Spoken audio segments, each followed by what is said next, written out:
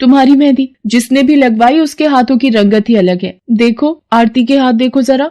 आरती ने अपने हाथ आगे बढ़ा दिए, जिन पर मीरा के हाथों से लगी मेहंदी का बहुत ही अच्छा रंग चढ़ा था। फिर आरती कावेरी के पास जाकर उससे बोली, बस कावेरी, ये झाड़ू पोछा और बर्तन बहुत करवा लिए तुमने मीरा से, ये अब वो करेगी जो इसे करना चाहिए। जी क्या मतलब मैडम जी? ये अब मेहंदी लगाएगी सबके हाथों पर। हमारी एक दोस्त का अपना ब्यूटी पार्लर है, उसे मीरा का काम और उसकी मेहंदी की क्वालिटी बहुत अच्छी लगी। वो मीरा को अपने यहाँ काम देना चाहती है, अच्छे पैसे भी देगी वो मीरा को, और तो और वहाँ रहकर मीरा पार्लर के दूसरे काम भी सीख पाएगी। आरती की बात सुनकर कावेरी की आंखों में आंसू आ जाते हैं। वो हाथ जोड़कर आरती का शुक्रिया अदा करती है। मीरा भी बहुत खुश थी। अब न सिर्फ वो अपना मेहंदी लगाने का शौक पूरा कर सकती थी, बल्कि अच्छे पैसे कमाकर अपनी माँ का इलाज भी करवा सकती थी। एक समय की बात है, केशवपुर नामक गांव में सरला नाम की एक बूढ़ी विधवा औरत अपने बेटा बहू के साथ रहती थी। सरला की बहू जया स्वभाव से बहुत बुरी थी। वो रोजाना सरला से बात बात पर लड़ती रहती थी। सरला का पति किशन शहर में मजदूरी करता था, इसलिए वो कभी कभी ही गांव आ पाता था।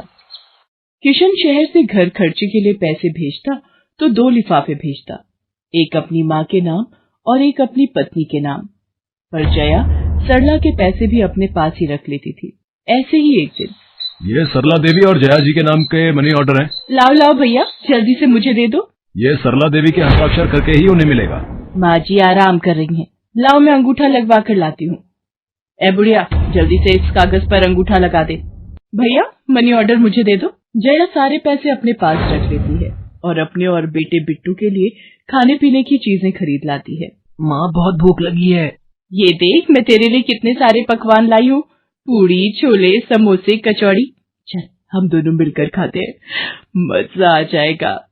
जया बहू, बहुत भूख लगी है, सुबह से कुछ भी नहीं खाया है।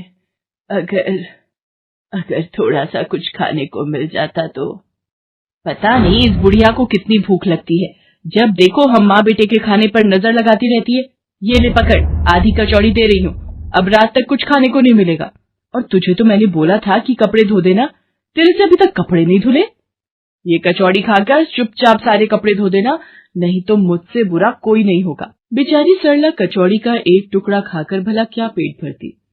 वो फिर से दोबारा काम पर लग जाती है। एक दिन किशन शहर से वापस आने वाला था। जया को पता था कि जब किशन सरला से पूछेगा कि वो उसे पैसे बराबर भेजता है तो उसे मिलते हैं या नहीं। ये बात सोचकर जया थोड़ा घबरा जाती है और वो सरला से कहती है, ओ बुढ़िया, अगर तूने अपने बेटे से कहा कि तुझे उसके भेजे हुए पैसे नहीं मिलते तो मुझसे बुरा कोई नहीं होगा। वो तो एक दिन रहकर चले जाएंगे, उसके बाद जो मैं तेरा हाल करूंगी ना, फिर तू देखती रह जाएगी। इसलिए अपने बेटे के सामने दुखड़े रोने की कोशिश मत करना। नहीं बहू, मैं किशन को कुछ नहीं कहूंगी। माँ, मैंने तुम्हें पैसे भेजे थे, वो तुम्हें मिल गए थे ना? अरे आप बिना कैसी बातें करते हो, माँ जी को मैं बराबर से पैसे देती रहती हूँ।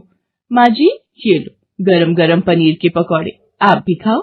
किशन 2 दिन रहकर शहर वापस चला जाता है। जया फिर से अपने रूप में आ जाती है।